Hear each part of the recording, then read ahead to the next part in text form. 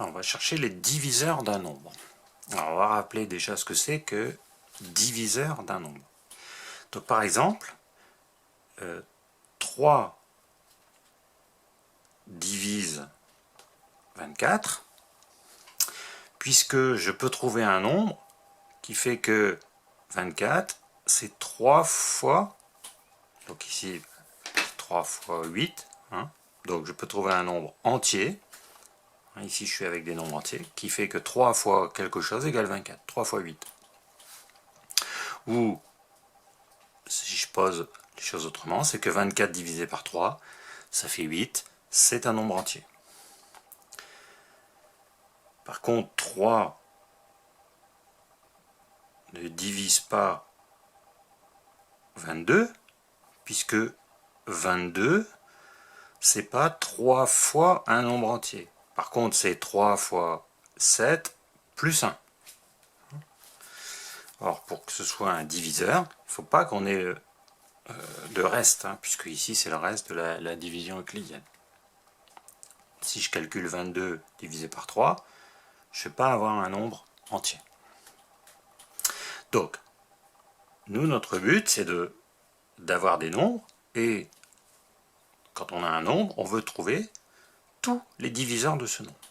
Donc, je prends par exemple les diviseurs de 42. Donc, je vais chercher tous les nombres qui divisent 42. Alors, on y va, 42. Alors déjà, je vais faire méthodiquement, parce que si je les cherche un petit peu au hasard, et que je mets quand ça me vient, eh ben, je vais en oublier. Voilà, il y a de grandes chances. Donc, je vais les prendre dans l'ordre. Donc déjà, je sais que 42, il a pour diviseur 1, puisque 42, c'est une fois 42. Donc j'ai bien trouvé un nombre entier qui fait que 42, c'est une fois quelque chose. Donc il a 1. Mais s'il a 1, c'est qu'inversement, il a 42. Donc 42 a pour diviseur 1 et 42. Alors, je vais les mettre comme ça, puisque je vais essayer de les classer dans l'ordre croissant. Je continue. Donc j'ai essayé 1, 2, puisque 42 est un nombre pair. 42, c'est bien 2 fois un nombre entier, 2 fois 21. Donc si 42 est divisible par 2, ou si 2 est un diviseur de 42, c'est que 21 est aussi un diviseur de 42. Et en les mettant dans cet ordre, il n'y a pas de nombre qui vont diviser 42 entre 1 et 2, puisqu'on n'a plus des nombres entiers. Donc il n'y a pas de nombre entre 21 et 42. Ce ne sera pas la peine de chercher. Alors on cherche 3. Est-ce que 3 fois quelque chose égale 42, ou est-ce que 42 est divisible par 3? Bah oui, puisque 42, si j'additionne les chiffres, ça fait 4 plus 2, ça fait 6. 6 divisible par 3, donc 42 divisible par 3. Donc 3. 3 fois combien? 42, c'est 3 fois 14. Donc il y a 14. Plus rien entre 14 et 21, puisque rien entre 2 et 3. Je continue, j'essaye peut-être 4. 4, non. 42, il y a 4 fois 10, 40, 4 fois 11, 44, mais pas 42. 5 non plus, il finit pas par un 5 ou un 0. 6, est-ce que 42 est divisible par 6? Oui, puisque moi je sais qu'il y a 6 fois 7. Et du coup, entre 6 et 7, il n'y a rien. Entre 7 et 14, il n'y a rien, puisqu'il n'y a plus rien entre 3 et 6. Donc j'ai trouvé, ici, ma liste des diviseurs de 42. Et si j'applique cette méthode avec d'autres nombres, eh ben, j'ai peu de chances d'en oublier, à moins de rater un des nombres au départ. Mais en tout cas, ici, j'ai travaillé globalement qu'avec les premiers nombres. Les autres me sont venus à l'aide des premiers. Alors après, on les range comme on veut. Moi, avec cette méthode, c'est que, voilà, j'ai pas de problème pour en oublier.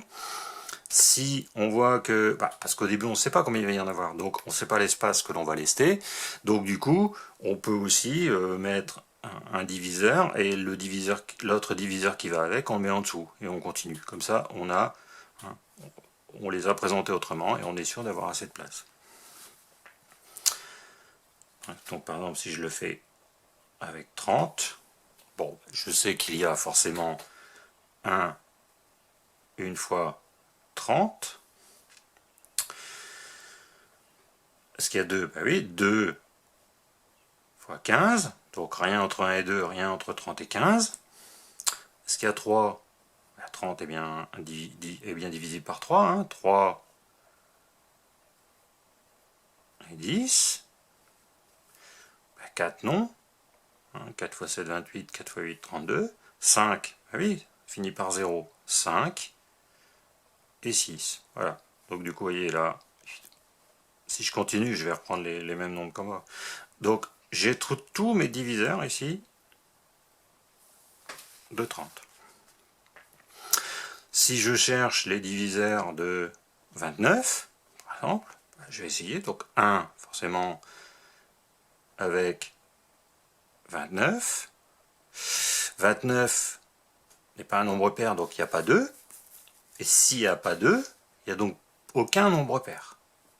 Donc du coup, on élimine tous les nombres pairs. 29 n'est pas divisible par 3. 4, on a dit non. 5 non plus. Hein. Et on remarque au final qu'il n'y a que 2 diviseurs. Hein. Donc 1 et 29.